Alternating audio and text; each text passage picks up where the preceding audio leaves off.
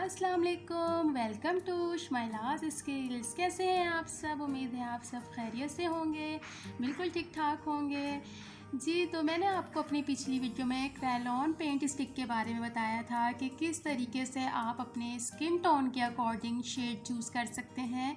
आपको मैंने बहुत अच्छे से गाइड किया था, उम्मीद है आपको समझ आ गई होगी। और जिनको नहीं समझ आई होगी, मैं आज दोबारा उसके बारे में भी रिव्यू करूँगी।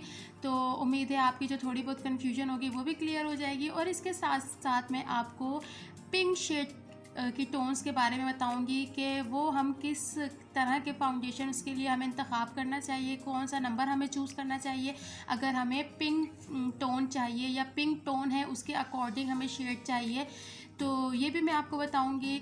और फिर नेक्स्ट जो हमारी वीडियो होगी उसमें मैं इंशाल्लाह आपको कैमोफ्लेज के बारे में बताऊंगी, वो भी मैं आपको क्रेयॉन के ही बताऊंगी। तो उसके लिए प्लीज़ आप मेरा साथ दीजिए, मेरे चैनल को सब्सक्राइब कीजिए, लाइक कीजिए, शेयर कीजिए, बेल आइकन पर प्रेस कीजिए ताकि आपको मेरी नई वीडियो का नोटिफिकेशन मिले। और इसके अलावा एक बात और जो मैं आपके साथ शेयर करना चाह रही थी कि आज जो मैं आपको बताऊंगी इसको हम क्लास 1 कहेंगे, ठीक है। मीन्स टू से कि हम अपना प्रोफेशनल मेकअप कोर्स शुरू कर रहे हैं। तो उसकी मैं आज आपको ये क्लास 1 आपको दूंगी। और इसमें जो मैंने आपको पिछली क्लास का बताया था वो भी इसमें मैं ऐड करूँगी ताकि हमारी ये पूरी एक कंप्लीट क्लास बन जाए। तो जो मेरे बिगनर्स हैं या जो पहले मेकअप के बारे में कुछ जानते हैं उन सब के लिए बहुत इन्फॉर्मेटिव वीडियो होगी। और मुझे उम्मीद है कि मैं अपना तमाम तर नॉलेज, तमाम तर अपना आर्ट, अपने स्किल्स आप तक पहुंचा सकूंगी। तो चलते हैं हम अपनी वीडियो की तरफ, यानी कि क्लास 1 की तरफ जी। तो आज मैं आपको जिस फाउंडेशन के मुतालिक बताऊंगी वो होगा क्रेयॉन, ठीक है। हम इसकी पेंट स्टिक के बारे में बात करेंगे। ये एक बहुत ही फेमस फाउंडेशन है। ये क्रेयॉन ब्रांड बहुत ही नामी ग्रामी फाउंडेशन होती है। ये बड़े बड़े पार्लर्स में, छोटे छोटे पार्लर्स में, हर जगह, इनफैक्ट मीडिया पर भी इसको यूज़ किया जाता है। ये मैं आपको बता दूं, हमारे पार्लर में भी यही चीज़ें यूज़ होती हैं जो मैं आपको बता रही हूँ। अब इसके अंदर बहुत सारे शेड्स हैं, बहुत ही ज़्यादा। अब हम बहुत सब तो नहीं खरीद सकते ऑफ कोर्स, तो हम अपने एशिया के अकॉर्डिंग या हम अपने पाकिस्तान, इंडिया के जो एक स्किन टोन है उसके अकॉर्डिंग हम आपको बताएंगे कि किस तरीके से आप बाय कर सकते हैं और किस तरीके से आप किस स्किन टोन पे कौन सा शेड अप्लाई करेंगे, ये भी, ठीक है। तो सबसे पहले मैं आपको जो बताऊंगी वो है ओरिएंटल। नंबर 2 पे मैं आपको बताऊंगी 36, 38, 45 और आइवरी। ये तो मैंने आपको पिछली क्लास में भी बताया था। और उसके साथ साथ मैंने आपको ये भी बताया था कि ये किस टोन पर यूज़ हो सकती है। ये मैं आपको यहाँ लिख के बता देती हूँ। ये ओरिएंटल यूज़ होगी फॉर डार्क स्किन टोन, ठीक है। ये मैंने आपको बताया था, आपको यकीनन बहुत अच्छे से याद होगा क्योंकि मेरी कोशिश होती है कि मैं आपको बहुत ही आसान अल्फाज में समझाऊं। मैं बिल्कुल नहीं चाहती कि मैं बहुत मुश्किल वर्ड्स या बहुत डिफ़िकल्ट तरीके से आपको बताऊं। 36 जो है वो डार्क टोन के लिए यूज़ होगी।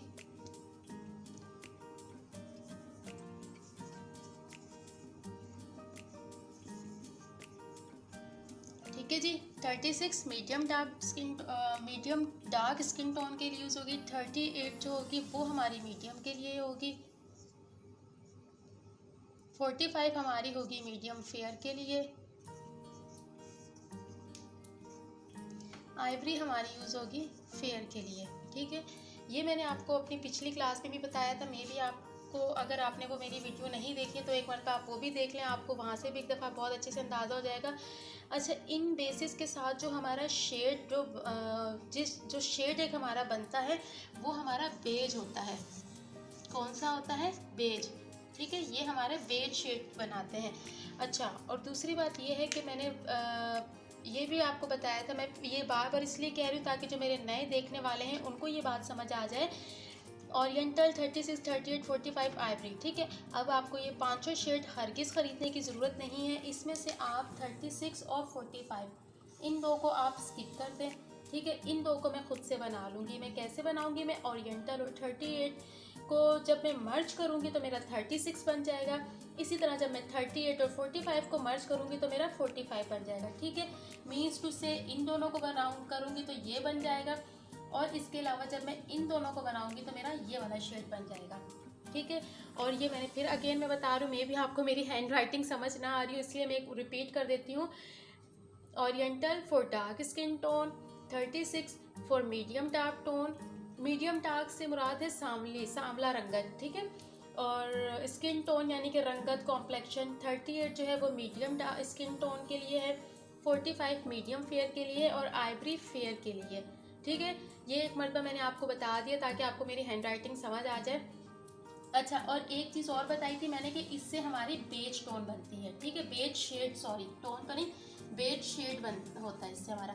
अच्छा, अब एक हमारी होती है W की सीरीज़, और इसको ये जो 36, 38 है, ये 45 है, ये FS, इनके साथ FS भी होता है क्योंकि क्रेलॉन में बहुत ज़्यादा है। क्रेलॉन में मैं आपको बताऊं F की सीरीज़ है, G की सीरीज़ है और FS की सीरीज़ है, और मतलब बहुत ज़्यादा है। मुझे खुद भी इनफैक्ट इस टाइम शायद जहन में ना आए कि कौन कौन से है। तो ये तो FS के हैं और इसके अलावा आइवरी और ओरिएंटल एक अलग नाम है।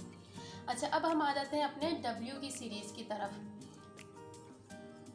W की सीरीज़, अब जो W की सीरीज़ है वो हमारे जो है वो पिंक शेड बनाएगा, ठीक है। कौन सा शेड बनाएगा ये हमारा, अब मेरे बोर्ड पे जगह भी कम हो गई है, अब लगता है मज़ीद बड़ा बोर्ड ख़रीदना पड़ेगा मुझे, ठीक है।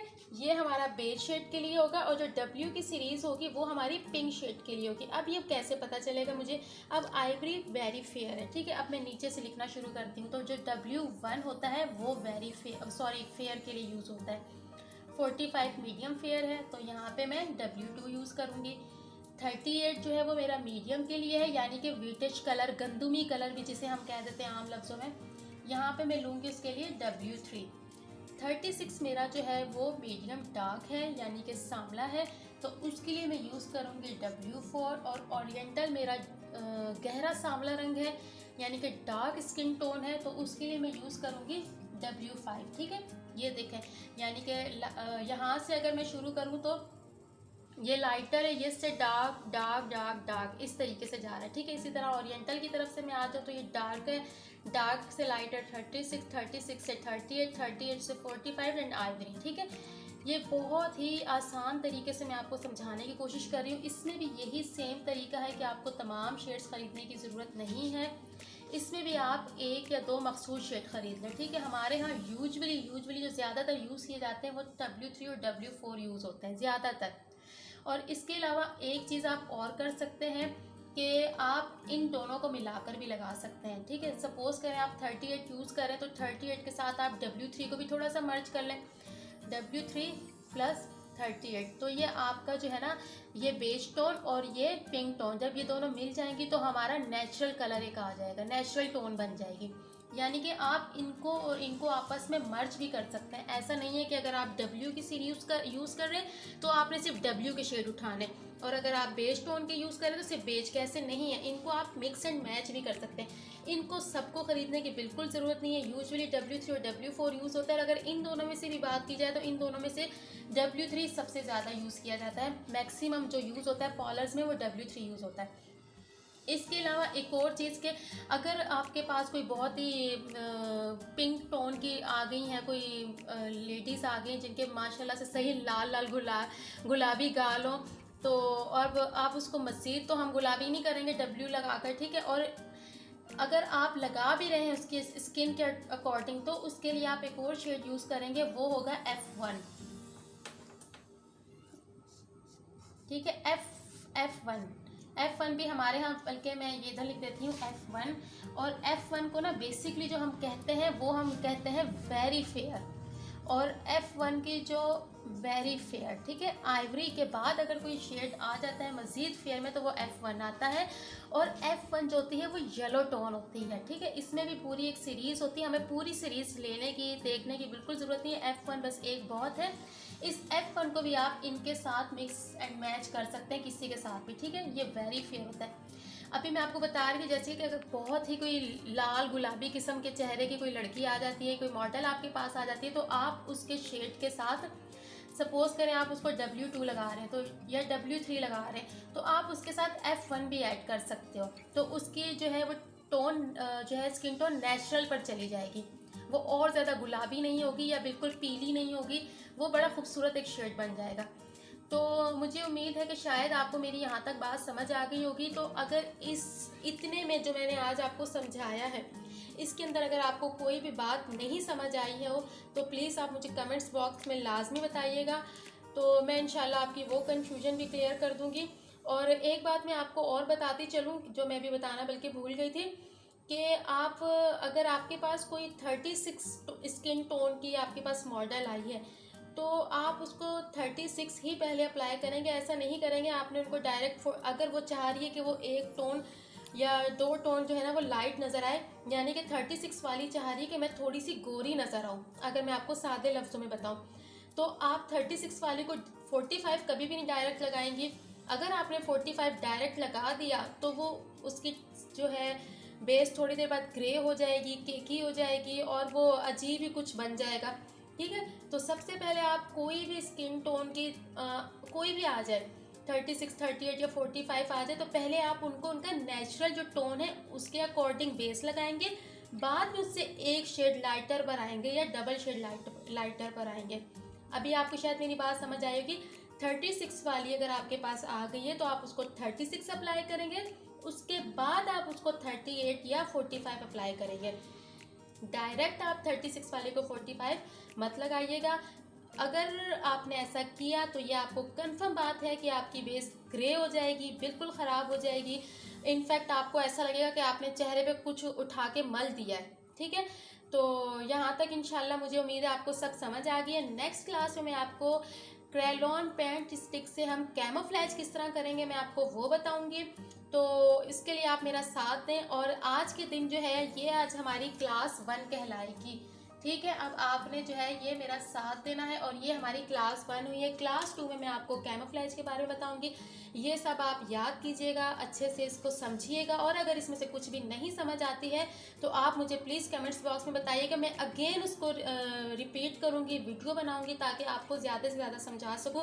ये हमारा प्रोफेशनल या एडवांस तरीका है जो पॉलर में यूज़ होता है, जो हम लोग बड़े बड़े पॉलर्स में या मीडिया पर भी, आप इनफैक्ट अगर मैं बात करूँ तो वहाँ पर भी इन्हीं से ही हम बेस बनाते हैं, जो कि एक लॉन्ग लास्ट टाइम स्टे करती है हमारे फेस पर। तो इंशाल्लाह बस आप देखते रहिए, मेरा साथ दीजिए, फिर हम नेक्स्ट वीडियो में मिलेंगे। अल्लाह हाफिज़।